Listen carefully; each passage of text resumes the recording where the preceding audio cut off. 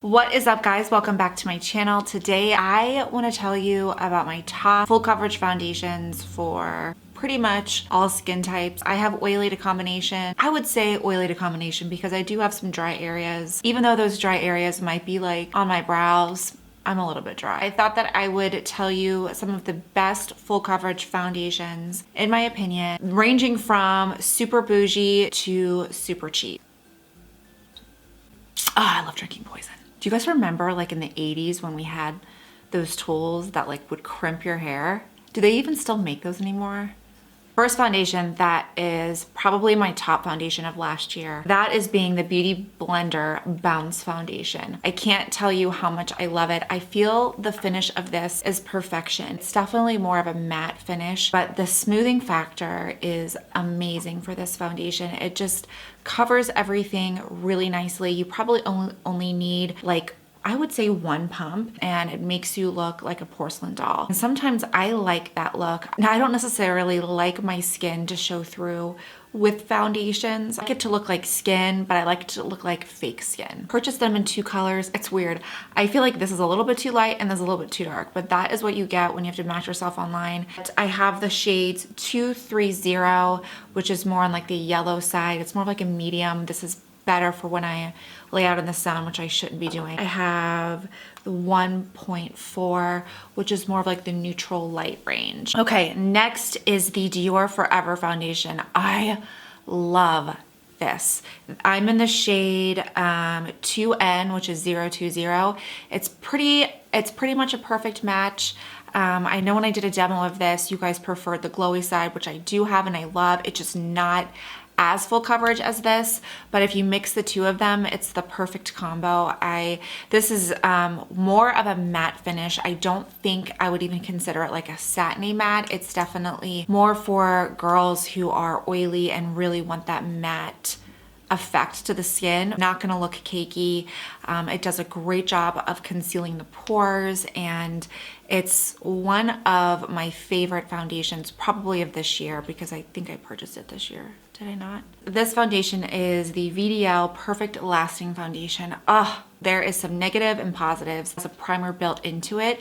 So if you want to lose an extra step to your routine, maybe try this one out. The application is very easy, and the finish is a beautiful, smoothing, all-day wear finish. The biggest drawback is if you can find a match. It's really great if you are a geisha or if you want your skin to look like Tan Mom. This is gonna be the perfect foundation for you because there's really no in between. I'm in the shade A03, and I think the A's are not so yellow. I can't remember, but you do not have a lot of foundations to choose from, and what you do, you don't get any in between.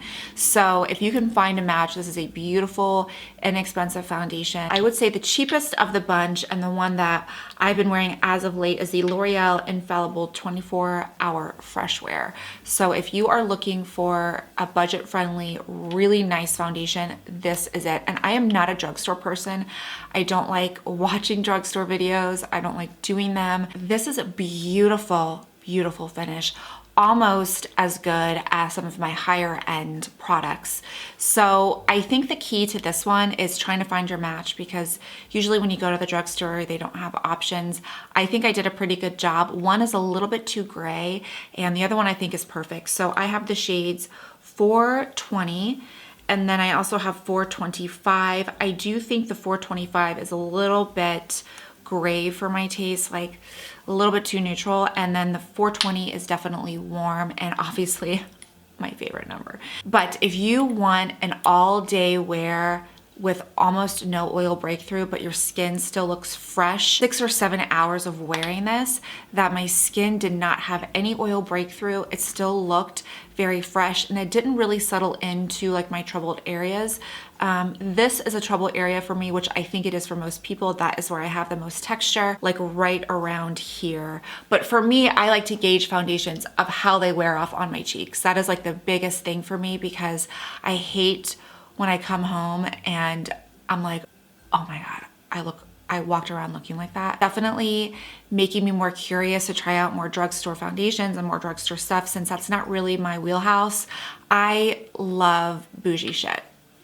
I don't know who I think I am. I'm not Beyonce, but I just do. If you want your face to look fucking like just walked out of a Hydra facial slash the best foundation application, like this is the foundation that you want. It is exquisite on the face. Every time I wear it, I get a lot of compliments, and so does my friend. She bought this after I told her, I'm like, you gotta get this foundation. It's just, you won't even believe how good your skin looks.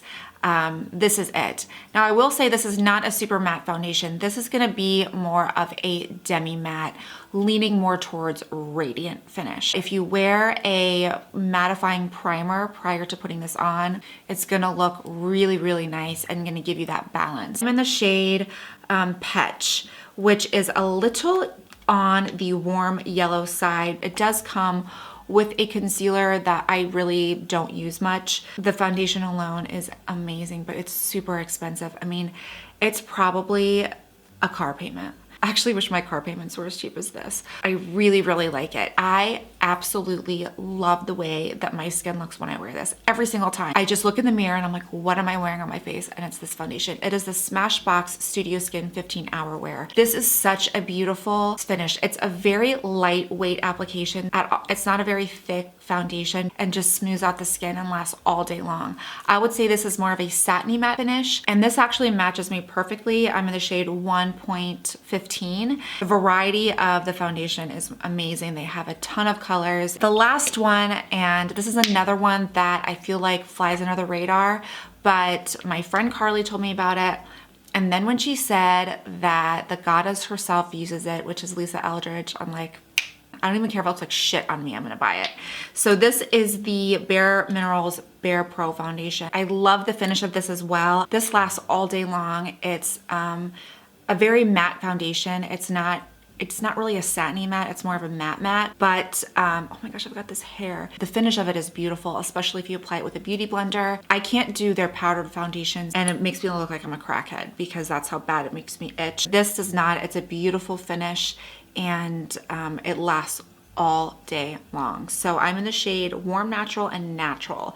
Both of them run, this more neutral, this is more warm, and yeah, they both do such a great job of covering up my texture, covering up discolorations. Really, really nice, and I definitely recommend it. I think that all of these would suit somebody, whether you want it on a budget or you don't want it on a budget. So let me know what you guys think. Don't forget to subscribe. I love you guys, and I will see you next time.